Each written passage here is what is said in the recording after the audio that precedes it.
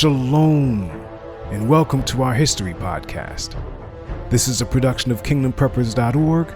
I'm your host, Kingdom Prepper, and you're listening to Churchianity, 2,000 Years of Leaven. We continue with our history. Part 19, The First Crusade.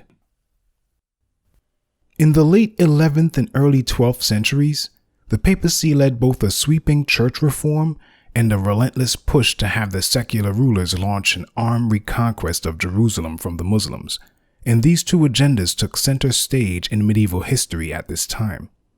The reform movement resulted in the popes clashing with emperors over the issue of investiture, which we touched on in our last podcast. Secular rulers, in the eyes of the papacy, should not be allowed to give the symbols of ecclesiastical office to members of the clergy, much less appoint those men. The church was to be a sovereign religious institution, independent of state control. The papal reforms aimed to return the imperial court to its role as the secular arm of the church, and the papacy relied heavily on that secular arm, which was eventually persuaded to focus its military might on the Muslims in the First Crusade. The papacy's persuasion was quite powerful. German kings styled themselves as Roman and acted like successors of Augustus, but they did not rule an empire along the lines of Charlemagne or actual past Roman emperors like Theodosius I.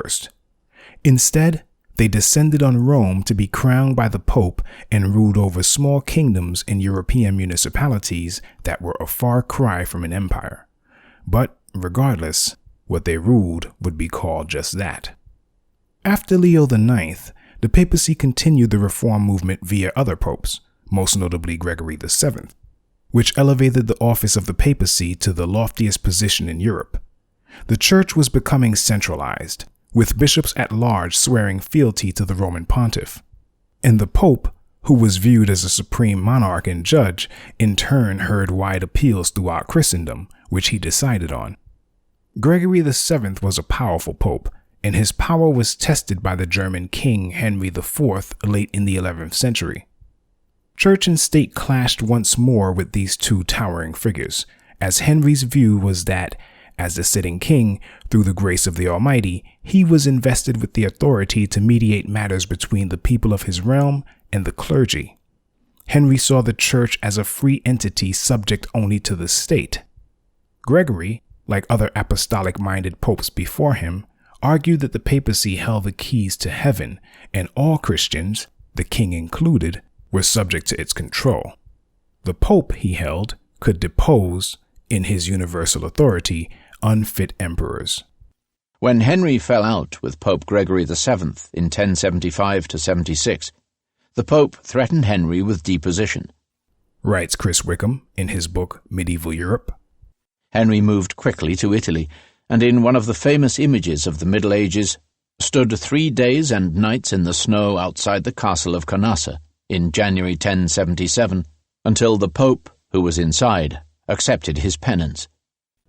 The Pope was urged to do so by those with him in the fortress, for they were greatly moved by Henry, who had arrived barefoot in the snow, wearing sackcloth and weeping.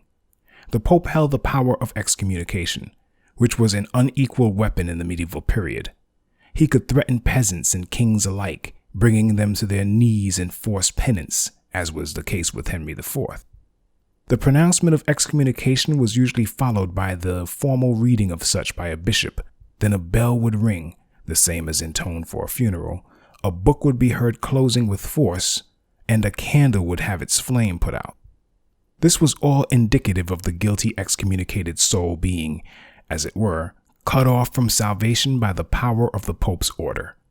While excommunicated, that person could not partake in legal affairs, either as a judge, if that was his office, juror, witness, or lawyer.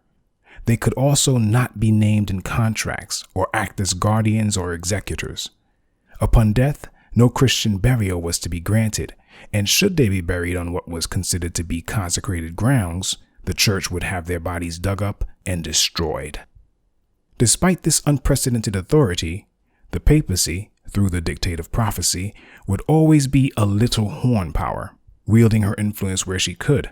Thus, the papacy always looked to certain secular powers, the regular-sized horns, for defense or sheer military might.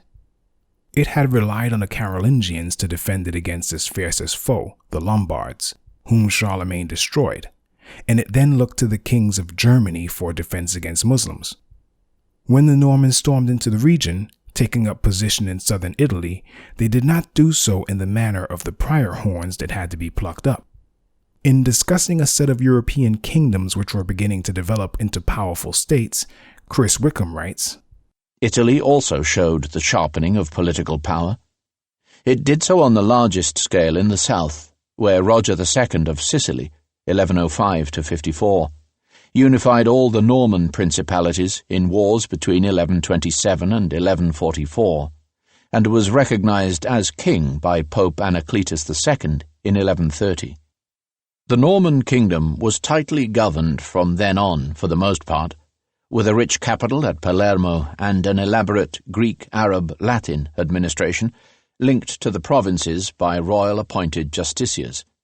Note that the Norman king had to be recognized as such by the Roman pontiff, Anacletus. This was not the case with the Lombards, or the other two non-Catholic barbarian tribes. To listen to the full audio of this podcast, or to download a free MP3 version, visit our website, kingdompreppers.org, by clicking the link in the description, and journey with us on this important historic odyssey.